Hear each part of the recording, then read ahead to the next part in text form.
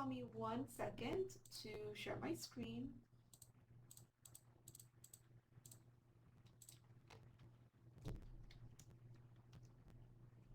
Okay, so this is the main Stata interface. We have menus at the top that you can use to perform any analysis. So whether that's a data management task, such as creating new variables, maybe you're creating a graph, or looking at different types of statistics, you can point and click to perform that analysis.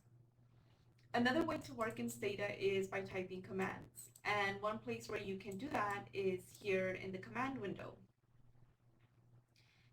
Now, regardless if you point and click with the menus or type commands, all of the commands that you're issuing will be displayed here in the results window along with their output.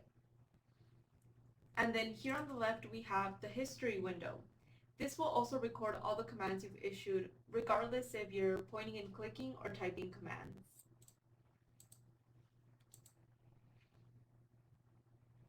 Okay, and then on the right-hand side, we have the variables window. I have a fresh copy of Stata open, so we're not seeing anything listed here, but as soon as I load a dataset, you'll see that this will populate with the variable names. Okay, so for today's presentation, I will mainly work by pointing and clicking and using the menus, only because this is a lot easier to get familiar with when you're first learning to use Stata. But note that anything I do today by pointing and clicking can be done by typing commands. And typically most people, once they get comfortable in Stata, they start typing commands because it's more efficient. Okay, so that's an overview of the main window. So I assume you're using Stata because you plan to analyze data either for your own research or for a class. And one of the first things you would need to do is load your dataset into Stata. If you're given a Stata formatted dataset, which is a .dta file, you can go to File, Open, and select the dataset. But because you're new to Stata, I'm assuming that you may need to import data from another source.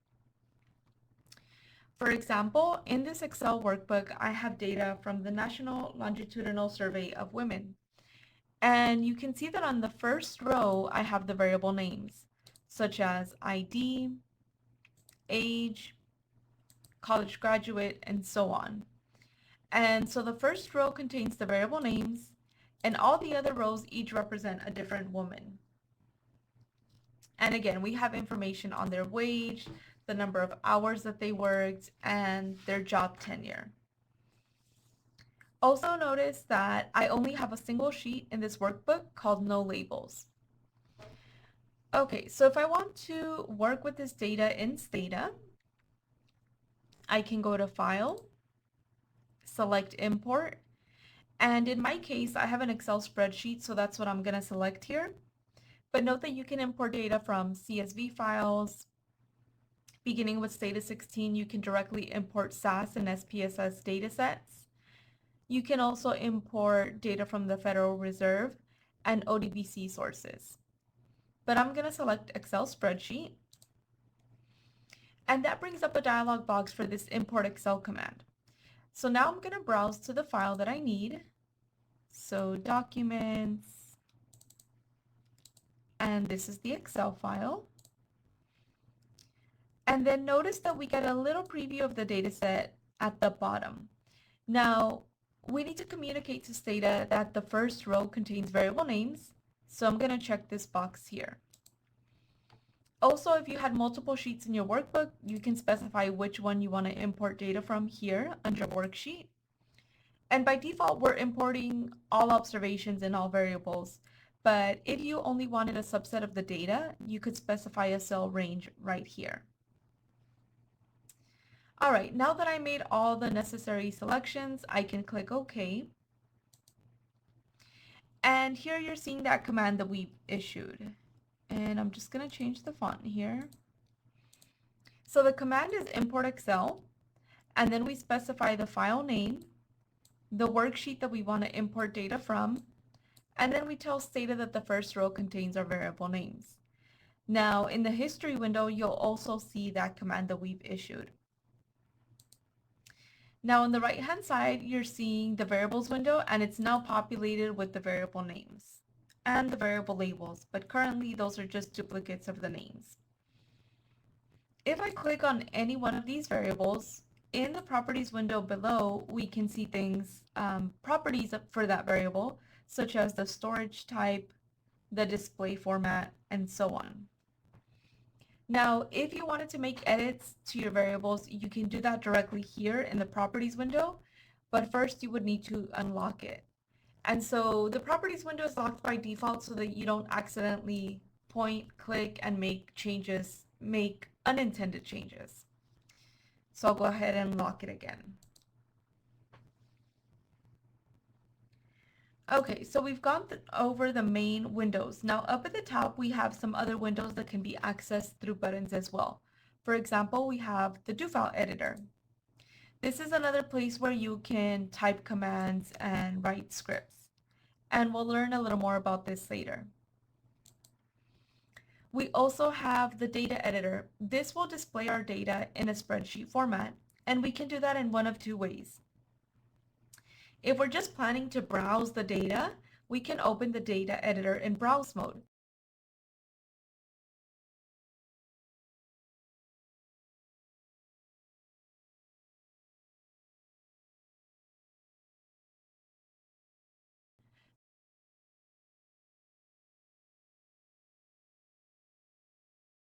Accidentally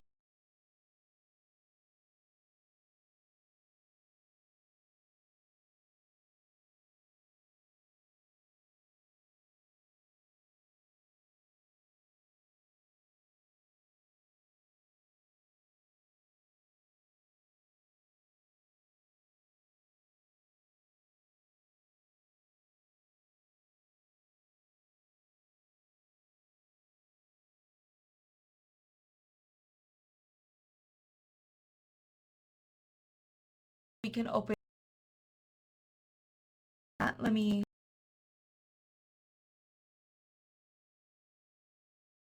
formals and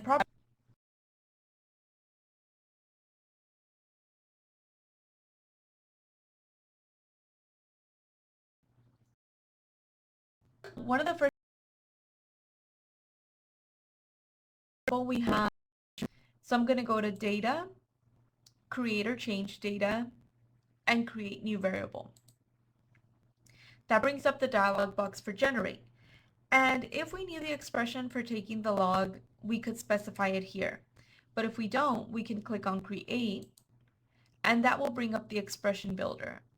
Now you can use operators, functions, and variables in your expressions. So what we need is a function, a mathematical function. And here you're going to see the list of all those functions. If you're not sure what that function is doing, you can take a look at the brief definition below. For example, this one takes the absolute value. But I'm interested in this one here. This will give us the natural log. So I'm going to double click. And instead of this generic X, I'm going to specify the variable wage by double clicking on it. And then I'll click OK. So this is the expression that we use to take the natural log of the variable wage. And we're going to store this in a new variable named ln_wage. And then I'll click OK. And now if I scroll to the right, you'll see that new variable that we just created.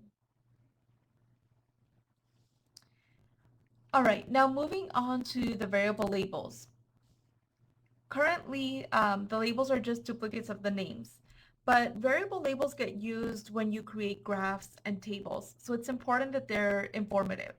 So for example, beginning with ln wage, in the properties window next to label, I'm going to call this log of hourly wage. And then for tenure, we're going to call this job tenure in years.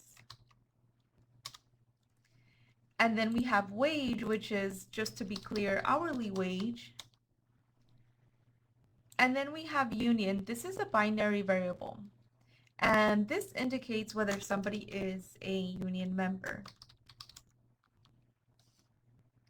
And then we have call grad, which is another binary variable. And this indicates whether somebody is a college graduate. All right, those are the main variables that we'll be working with here. Now, we've modified the variable labels, but for these binary variables, instead of seeing a value of 1 or 0, it might be nice to see labels such as yes or no to indicate whether that individual is or isn't a union member or a college graduate.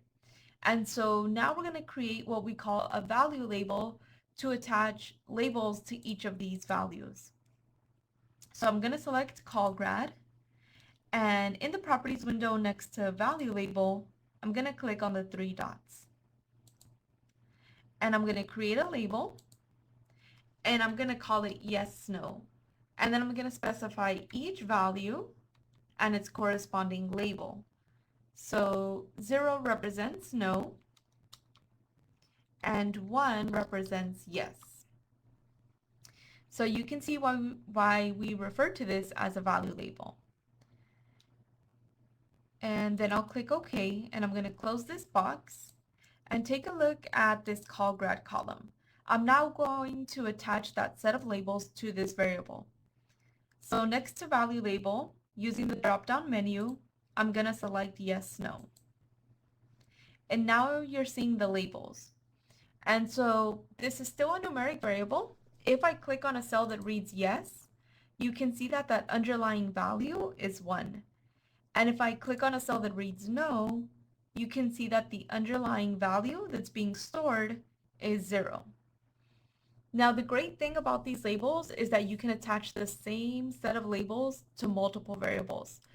This is really convenient if you have, for example, data from a survey, and let's say you have answers to multiple questions and they're all coded the same way, let's say from strongly agree to strongly disagree.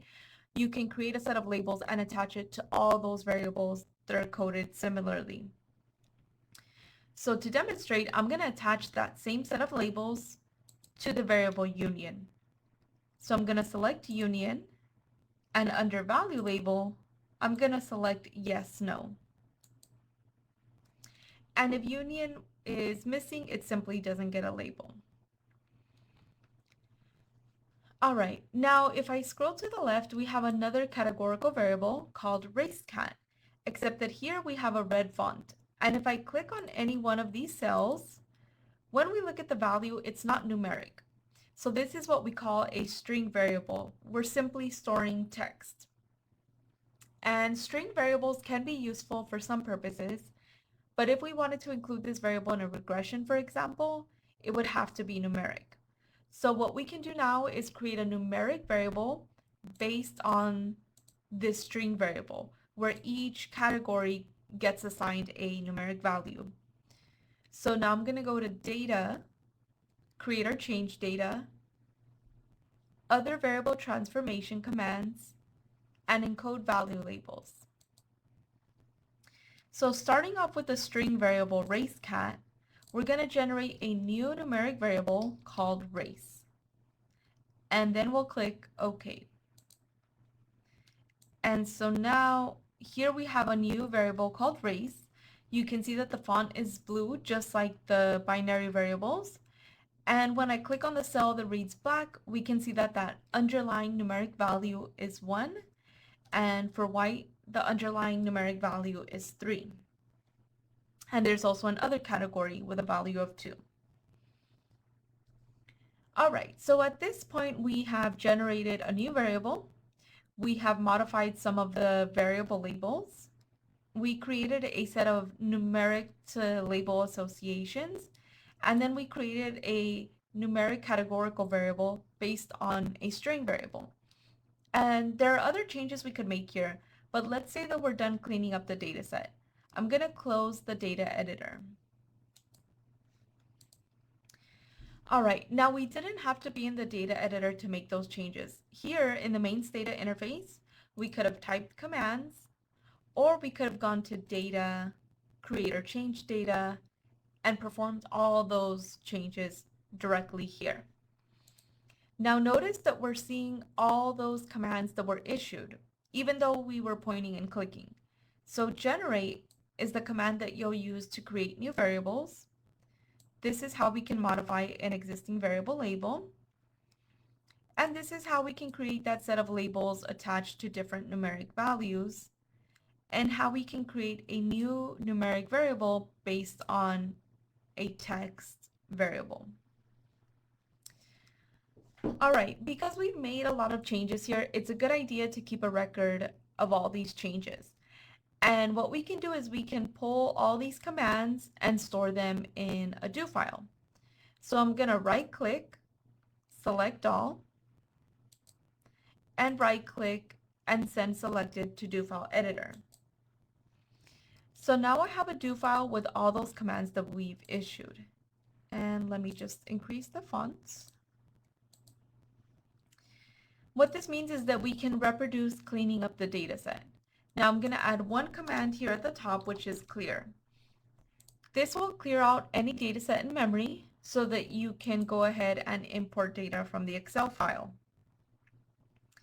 So first I'm going to make sure that I don't have any lines selected or highlighted, and then I'm going to hit execute, and this will issue all the commands in this do file. So here you can see that we cleared out the data set, we brought in the data from Excel again, and so on and so forth.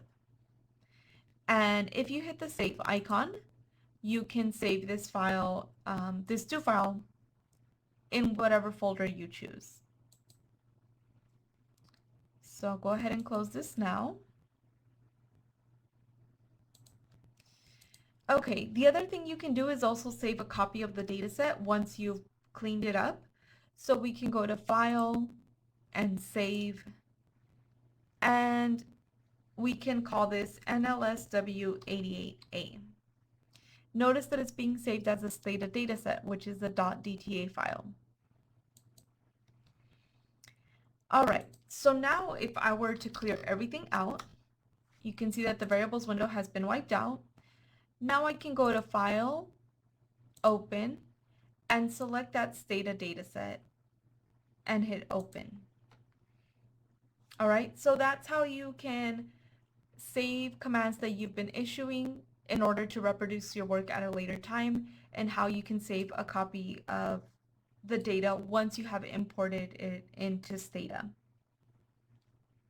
And this is how you can load a Stata dataset. All right, so that concludes the data management portion. Now let's talk about exploring our data. One of the most useful commands that you will come across when you're working with a new data set is describe. So let's start off by simply describing the contents of our data set. We can go to Data, Describe Data, and Describe Data in Memory. And here I'll just click OK. In other words, we're going to be describing all the variables in the data set. This tells us the number of observations, the number of variables, and this is just a quick overview of the variables we have, how they're stored, their display format, whether they have a value label, and then their corresponding variable label. Now, for any numeric variable, you might want to look at summary statistics. And so let's start off by summarizing our log of wage. We can go to Data, Describe Data, and Summary Statistics. That brings up the dialog box for Summarize. And again, I'm going to leave this empty for all variables and click OK. Or actually, I'm going to select the natural log of wage, and then I'll click OK. All right, so here we can see the number of non-missing observations for this variable, the mean, standard deviation, minimum, and maximum. Now, one other thing you might want to do is you might want to compare summary statistics for a continuous variable across levels of a categorical variable. So for example, let's compare the average wage for all the union members and all the non-union members. So I'm going to go to Statistics, Summaries, Tables, and Tests, and Tables of Frequencies, Summaries, and Command Results. So this brings up the dialog box for the table command. And if you're using Stata 16 or a previous version, this will look very different. So the table command was redesigned in Stata 17. And it will now allow you to not just create tables of summary statistics, but you can tell Stata whether you want variables on the rows of your table and results on the columns, or vice versa. And then you can also create tables with results from other Stata commands, such as you can create tables with correlation coefficients and things like that. Now, what I'd like to do is, again, compare the average wage for union members and non-members. So for my row variable, I'm going to select union. And then for statistics, I'm going to create, and I'm going to select summary statistics. And I'm going to look at the mean of wage, and I'll hit accept. And I'm going to create another statistic, another summary statistic, and now I want the standard deviation of wage. And I'll hit accept. So we're going to look at the mean and standard deviation, and now I'll click OK. All right, so here what the parentheses indicate is the first set indicates what you want on the rows of the table. The second set indicates what you want on the columns of the table. And the third set indicates what you want on separate individual tables. So here we're creating a single table with levels of union on the rows, and Stata automatically placed the statistics on the columns of the table. So for non-members, the average wage is about $7.20 the hour. And for union members, it's about $8.67 the hour. And the standard deviations are pretty similar. So you can create a table similar to this one in Stata 16, but the new features such as creating tables with results from other commands and indicating what you want on the rows and the columns, all of that is not available in Stata 16. So just a heads up. Also, let me point out that what you're seeing in the table is the variable label, union member, and the value label, no and yes. If we hadn't gone through and added a value label to union, what you would see here is 0 and 1. Okay, so the other thing you might want to look at is the relationship between categorical variables. So let's say that we're interested in the number of union members among college graduates and non-graduates. So to explore that relationship, we're going to create a cross tabulation. We're going to go to Statistics, Summaries, Frequency Tables, and Two-Way Table. Here again, for the rows, we want levels of union, and for the columns, we want the categories of call grad. And for an easy comparison, we're going to add within column relative frequencies. And we'll click OK. Now we have multiple values being reported in a single cell, so we get a key. The first value is the frequency. So for example, we have 316 individuals that are college graduates and non-union members. And the second value is the column percentage. So out of all the college graduates, 464, only 316 are not union members. So that's about 68% of graduates, whereas about 32% are union members. Here again, you're seeing the variable label and the value label. All right, and then you can look at some other summary statistics. These are just a couple of examples to get you started. Now we can also explore our data visually. So if you click on graphics, you'll see that you can create all sorts of graphs, such as bar charts, pie charts, and then you can create different types of graphs specific to the type of data that you might be working with, such as time series graphs, graphs for survival analysis, and so on. But I'd like to start off by showing you how to create a histogram. And so here we're just going to look at the distribution for the variable ln wage. And then I'm going to click on the density plots tab, and I'm going to overlay a normal density plot and click OK.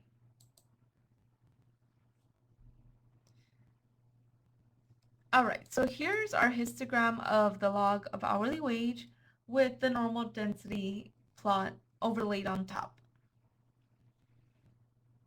All right, so that's one example of a univariate graph. We're just looking at that distribution for the natural log of wage.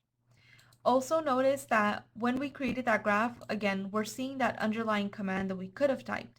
So going forward, you could just type histogram and then your variable name. Now, we can also explore the relationship between two variables with a graph as well. So for example, if we want to look at the relationship between hourly wage and tenure, we can create a scatter plot. So we can go to graphics and two-way graph, and we're going to create a scatter plot, and on the y-axis we want values of wage, and on the x-axis we want values of tenure. And then I'll accept. Now typically every time I've opened a dialog box, I've hit OK. What that will do is it will issue the command and close the dialog box. But we're going to make a couple of changes here. So now I'm going to click on submit. This will issue the command with everything that I've specified, but it's going to keep this dialog box open for further changes. All right, so here we can see that plot of hourly wage against job tenure. Now, we might be interested in exploring whether this relationship differs across union members and non-members. And to explore that, we can create subgraphs for levels of union. So we can click on by and draw subgraphs for unique values of union. And now I'll click OK. So here we have a separate graph for non-members and for union members of wage plotted against job tenure. So two-way is a graph command that will allow you to overlay multiple plots. So here we created a single plot. This was a scatter plot. And then here we created subgraphs of this plot for each level of union. Now, if you wanted to make changes to this graph, you could go back to the dialog box and make some changes. You could also specify options for this graph command that we've issued. But Stata has a practical tool for editing graphs, which is the graph editor. So if we click on this icon of a bar graph with a pencil, we will be able to point and click and directly make changes. So for example, if I click on the markers, we can change the color or the size. If I click on the label for the y-axis, we can change the size of the label and the text as well. So if I click on the outer regions, you'll see that we can add a title. So here, for example, I'm going to call this Wages by Union Membership. And once I hit enter, you can see that change applied. Now I'm going to select the dots, the markers, and I'm going to change the color from navy to maroon. And instead of having a solid circle, I'm going to change the symbol to a hollow circle. All right, and then you can make other changes. You can rotate the labels, you can change the background color, and so on. But let's say that we're done making changes. You can save a copy of this graph. So you can go to File, Save As, And when you save this, by default, it will be saved using Stata's graph format, which is GPH. But if you use the drop-down menu, you'll see that you can save it as an EPS file, PDF, PNG, any of the file formats listed here. So I won't save it now, but I just want to show you that you can easily point and click to make changes and save a copy of that graph. All right, so now we've seen a little bit of data management, summary statistics, and graphs. Now let's explore what other statistics are available in Stata. If we go to statistics, summaries, and classical test of hypotheses, you'll see that you can perform basic statistics, such as t-test, z-test, test of proportions, and so on. Now, in the main statistics menu, you'll see that you can fit all sorts of models in Stata. You can fit your typical linear regression, you can fit models where you have fractional, where your outcome is fractional. You can fit models with time series data, panel data. You can perform survival analysis. We have different tools for epidemiologists, so you can look at incidence rates, for example. You can perform meta-analysis, and you can also perform Bayesian analysis. So you can fit all sorts of complex models. But to get started, I would like to show you how to fit a linear regression. So I'm going to select linear models and related and linear regression. And so the command is regress, and our dependent variable will be natural log of wage. And for our explanatory variable, I'm just going to add tenure, and then I'm going to submit. Okay, so here you can see the output for our regression model. So we have our ANOVA table, the number of observations used to fit the model, our R-squared value and adjusted R-squared value, and then of course the coefficient, standard error, p-values, and confidence intervals for our explanatory variable and the constant.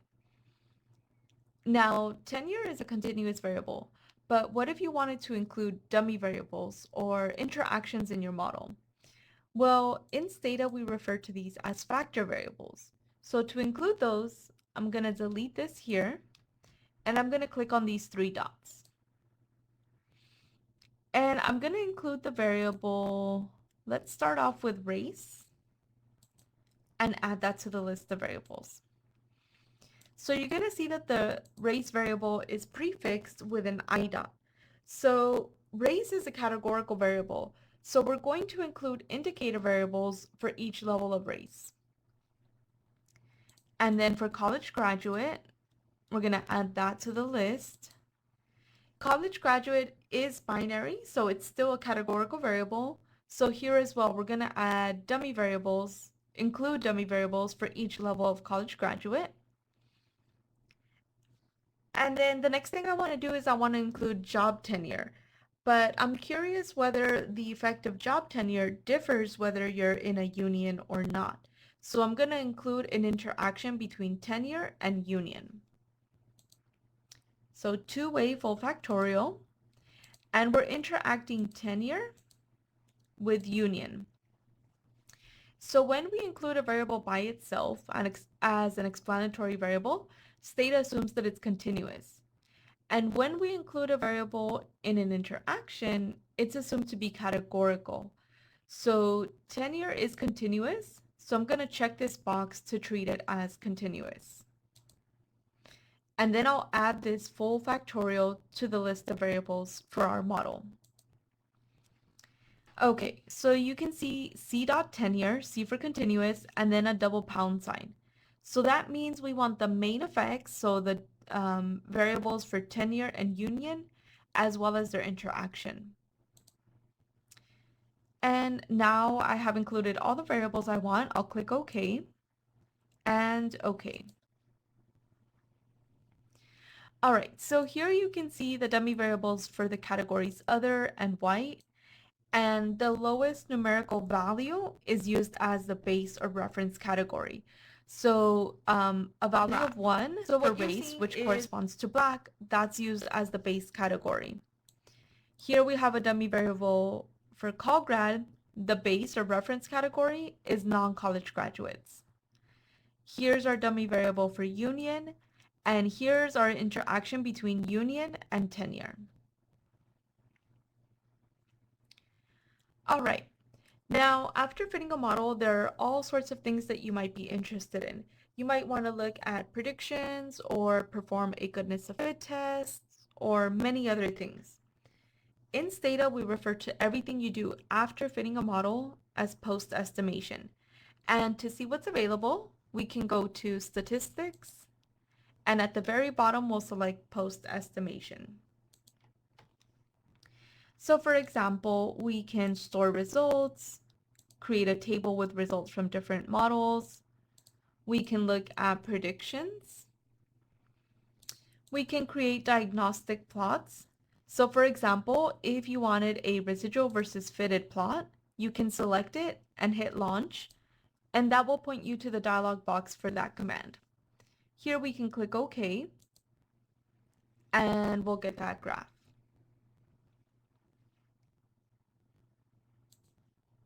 All right, what else? We also have goodness of fit tests that we can look at. And at the very top, we have marginal effects and interaction analysis. So for example, we have this interaction in our model between union and tenure. And I would like to get average predictions for different levels of union and different values of tenure. So I'm going to select marginal means and interaction plot, and I'll hit launch. And we have the variable union, and we're going to look at the marginal means of the outcome for levels of our covariates. Union is interacted with the continuous variable tenure. And because tenure is continuous, we need to indicate at what values we want to compute the predictions. So tenure ranges from about 0 to 26 years in this data set. So I'm going to set tenure to 5, 10, 15, 20, and 25. And then I'll click OK. And here we get a graph. So what you're seeing is the average prediction when tenure is 5 for union non-members and members. And then when we set tenure to 10, 15, 20, and 25.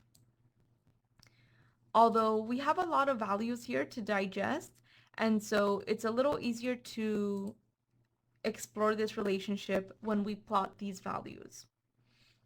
So here, for example, in red, we see those average predictions for union members, and in blue, we see those average predictions for non-members. So for example, when we set tenure to 5 years, there's a little bit of a gap between the average natural log of wage for union members and non-members. But as we approach 25 years of tenure, it seems like that gap is closing. Now, you can create graphs such as this one after fitting almost any model in Stata.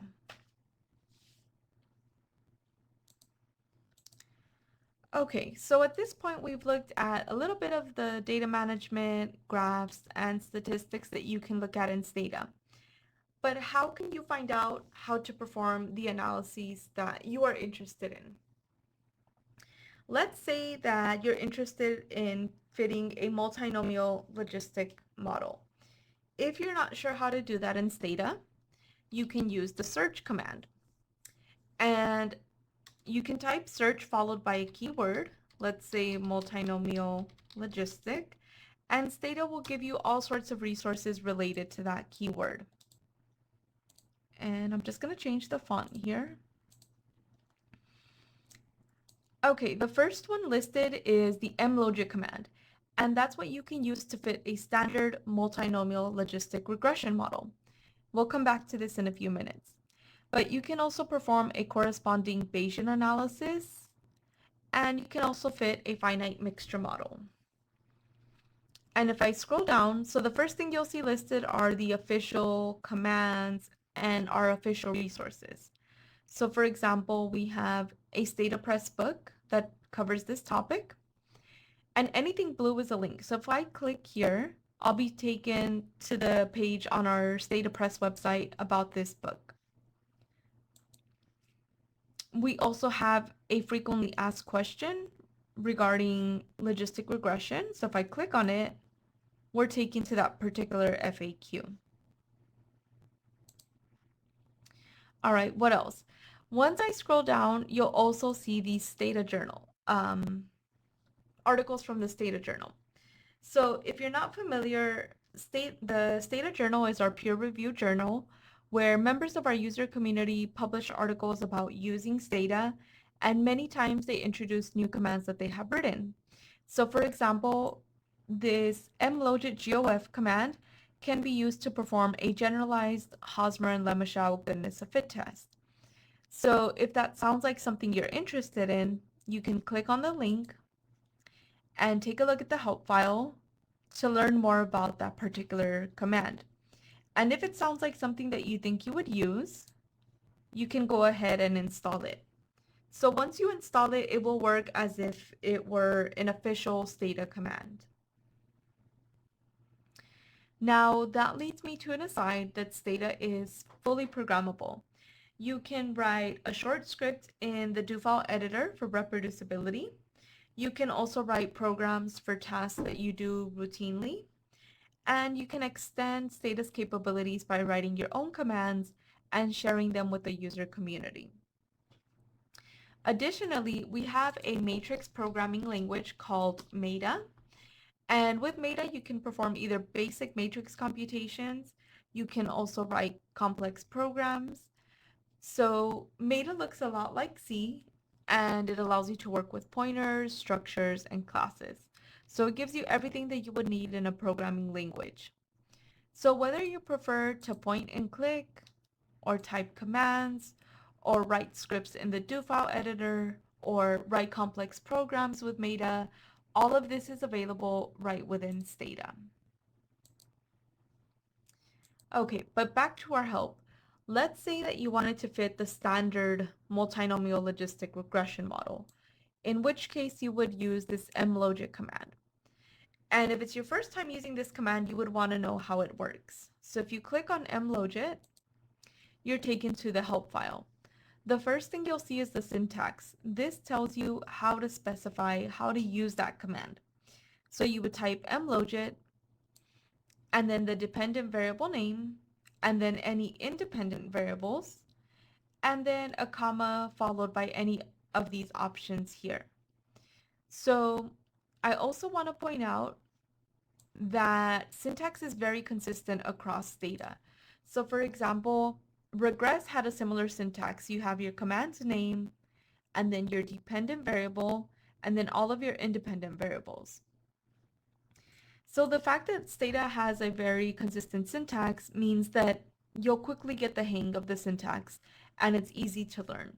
So once you have used one command, you have a good intuition for how you would use others. All right, so this tells you how to specify that command. And then we also have examples. So you can jump to examples and you can copy and paste these into your command window and run them. So for example, we're gonna first off tell you the data set that we're using. So this will load the example data set from Stata's website, as long as you're connected to the internet.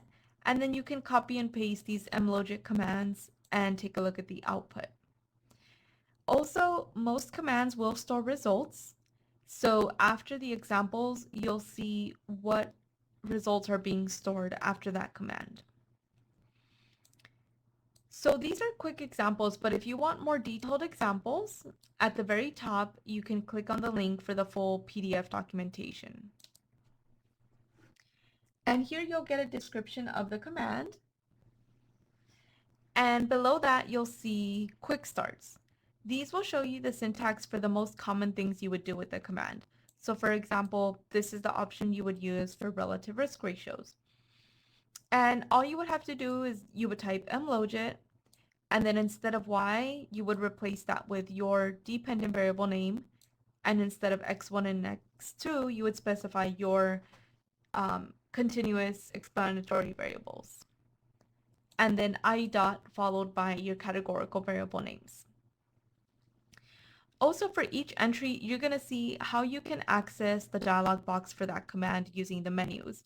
So here, for example, you would click on statistics, categorical outcomes, and multinomial logistic regression, and that would bring up the dialog box for mlogit. Now, what you're probably most interested in is the remarks and examples. Here we'll give you another description of the command and when it's used. So this is for discrete dependent variables. And then as you scroll down, you'll see these fully worked examples. Here we'll give you a little bit of background on the data set that we're using. And then we'll actually show you the output from the commands. And then there will typically be a discussion of how to interpret it. And all of these can also be run in your copy of Stata. So you could copy and paste this command to load this data set from the Stata Press website into your copy of Stata, and then copy and paste any of these commands that you're interested in. And then if you want to go back to the very first page of that entry, you can click on the command's name. And then if you're interested or curious as to how a command is implemented or what's going on behind the scenes, you can click on Methods and Formulas. And here you'll see all that relevant information along with references. Okay, so at this point I've shown you all the resources that are available right within Stata. We have our help files with the syntax and examples, and then we have our full PDF documentation. Now, we have a couple of other resources online as well. And one of the other things you might do when you're not sure how to do something in Stata is to simply search in your web browser. So for example, I'm going to open a new tab, and let's say that I want to create a customized table in Stata, and I wasn't sure how to do that. Well, in any web browser of your choosing, you can type customize tables in Stata, and here you'll see a link to our document, to our website. So this is an overview of the features that we added for creating tables in Stata 17. So you can create tables of summary statistics, you can create tables that include summary statistics and regression results, you can create tables with results of hypothesis tests. Basically, you can create a table with any returned result from a Stata command. And so this is an overview of how you would do that. You can collect results from multiple commands and then lay out your table by telling Stata what you want on the rows and on the columns of your table. You can modify the borders of the table, the headers, you can specify the font, and so on. And if you would like to learn more about these features, at the very bottom you'll see a link to our tables manual. So all of our documentation is available online as well. But speaking of online, let me point you to some resources that we have on our website. So if you go to stata.com, and if you hover under support, on the left-hand side, you'll see links to our documentation, and you'll see links to FAQs, which is frequently asked questions. And if you're coming across some unexpected behavior in Stata, or you have some question about the model that you're fitting, this is a good place to potentially find the answer to that question. So this is organized by topic. So we have Bayesian analysis, tables for epidemiology, if you're working with panel data models. Now, one of my favorites is under graphics. We have a visual overview for creating graphs. And here you can scroll over and see the different types of bar graphs, pie charts, distribution plots that you can create in Stata. And once you see the graph that you want to create, let's say a normal probability plot, you can click on it and you'll see the command used to create that graph. In this case, it's pnorm. And you can copy this code to reproduce that graph. And if you want to learn more about that graph command so that you can make edits to that graph, we also give you a link to the documentation for that command. All right, so these are several official resources that are available on our website. But if you go back to support and in the center column, if you select web resources, we also have some unofficial resources. So because you're new to Stata, you might be interested in resources for learning Stata. And here first we have listed community contributed resources. That means these are resources that were not written by us here at Stata, but they're still very helpful. So for example, Stata cheat sheets. These are nice one-page references for different things you might want to do, such as data analysis or programming. This is really nice. This will show you some commands you can use if, let's say, you have to perform the same command for multiple variables. You can create a loop instead of having to type that command over and over. There's a cheat sheet for data processing, data transformation, if you need to bring in some additional observations or variables, you can take a look at that. And then there's also a cheat sheet for different types of graphs you might be creating. So feel free to print them and keep them by your desk while you're working. They're very, very helpful. Okay, and the last resource I want to point you to is if you scroll to the very bottom on any page on our website, you'll see links to our social media. Now, we also have a link to the Stata blog. This has a lot of really great articles about statistics as well as programming and graphs. So for example, autoregressive models, and there's also a couple of articles about creating graphs with COVID data. So a lot of really useful information here. And then we have our Facebook, our Twitter, and then our YouTube channel. Here you'll find video tutorials for all sorts of things related to Stata. So if you click on playlists, for example, we have, once I find it, getting started in Stata. So this will give you an introduction to the interface, our documentation, and just a general brief introduction to Stata. And then if you're starting to clean up your data set, you can take a look at the data management playlist. This will cover value labels, display formats, rounding variables, variable labels, and so on. So all things related to cleaning up your data.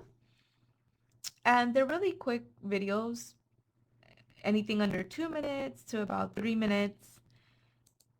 And so those are all really great tutorials for getting started in Stata and starting a new task in Stata. But we also have tutorials for more advanced topics. For example, if you want to perform Bayesian analysis in Stata, or if you're interested in performing survival analysis or working with complex survey data, we have a lot of great videos here.